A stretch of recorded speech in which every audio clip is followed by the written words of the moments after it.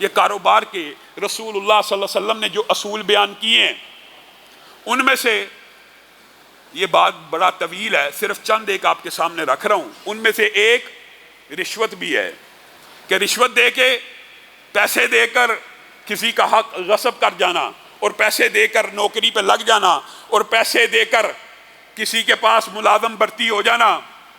آپ سب نے یہ حدیثیں سنی ہوئی ہیں، الراشی والمرتشی کلاہما فی النار، آپ نے سب نے سنی ہوئی ہیں۔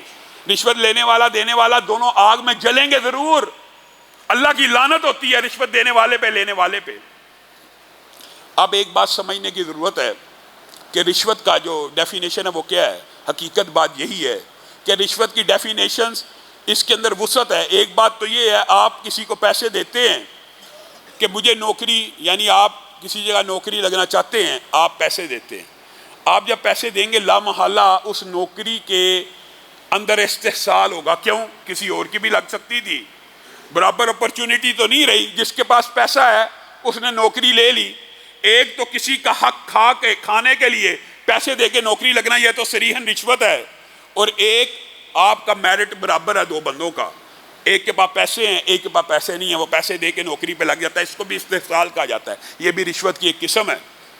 البتہ ایک قسم ایسی ہے کہ جس کے بارے میں علماء نے استثناء کی گنجائش دی ہوئی ہے۔ وہ کیا ہے؟ وہ اصل میں حقیقت میں رشوت نہیں ہے، وہ آپ کے اوپر ایک جبری ٹیکس ہے۔ وہ کیا ہے؟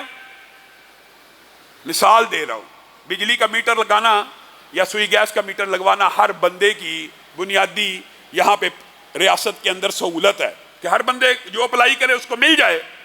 یہ ایک سہولت ہے ریاست نے دی ہوئی ہے۔ اب اس کام کے لیے بھی ہمارے ادارے ہیں، متعلقہ کسی کو تان تشنیع نہیں ہے، لیکن صرف مثال سمجھانے کے لیے کہ انہوں نے پیسے لیے بغیر لگانا ہی نہیں۔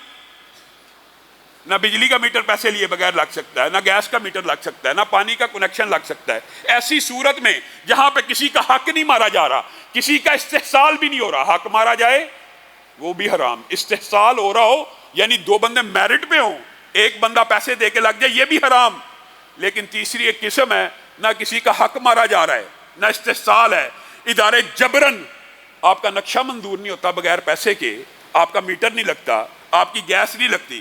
یہاں پہ علماء نے کچھ گنجائش نکالی ہے کہ ایسی صورت میں اول یہی ہے کہ صبر کرے، کوشش کرے، نہیں ہوتی تو پھر انسان اس بات کے اوپر مجبور ہے، اور اس میں دینے والے کی بجائے لینے والے کو ہی گناہ ہوگا، کیونکہ وہ جبر کر رہا ہے، وہ استحصال کر رہا ہے، وہ اس کو حق نہیں دے رہا۔